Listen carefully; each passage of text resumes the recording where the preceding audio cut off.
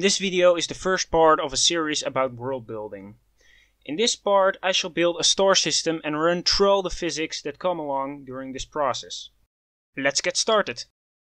To get started we need to pick a location for the system's barycenter, which is the system's center of mass.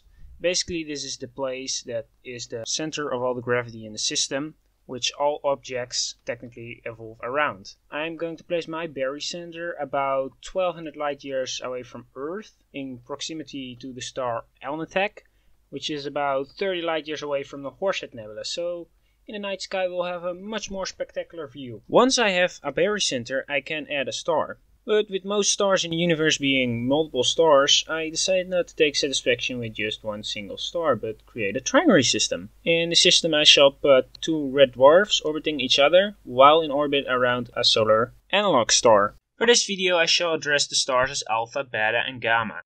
Alpha is this system's primary star. It has more mass than the two red dwarfs combined. To give it a stable planetary system later on, it will need to have a wide separation from the orbiting red dwarf pair. Alpha is a solar analog, meaning its properties will be very similar to our own Sun. Examples of other solar analogs are Alpha Centauri and Tau Ceti. I do however want my star to be slightly weaker than our own Sun. To do this I will move Alpha down the Hertzsprung-Russell diagram to spectral class G8. Hereby decreasing the star's mass, luminosity, radius and surface temperature. I could go into more detail here, but similar to the Sun pretty much covers this star. Much more interesting however is the red dwarf pair, Beta and Gamma.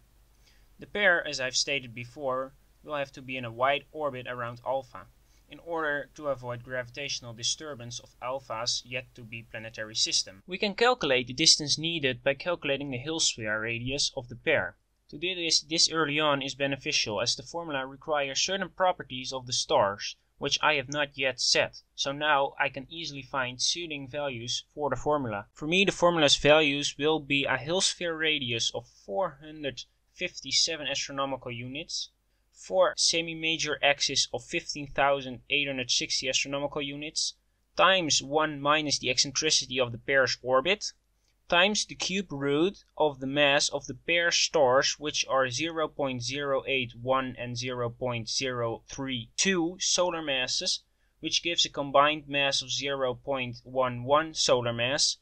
This divided by 3 times the mass of Alpha, which is 0.783 solar masses. This is good, as the pair never approaches Alpha closer than 1200 astronomical units. As for the stars of the pair, Beta is going to be a pretty normal M-class red dwarf star. And Gamma, I'm going to make a floor star. Floor stars are stars that periodically undergo periods of activity, during which they create solar flares and increase in luminosity. Presumably this is caused by magnetic friction. This type of star is very common among red dwarfs. But to make my system not uninhabitable, I'll make it a low active floor star. And there we have it, my own trinary system. Please let me know in the comments below if you like this video and what should be improved. You're also welcome to join the forum, linked in the description, to build worlds with me for the CWP. We are currently looking for more members, so if you have the knowledge required to build worlds, please consider joining.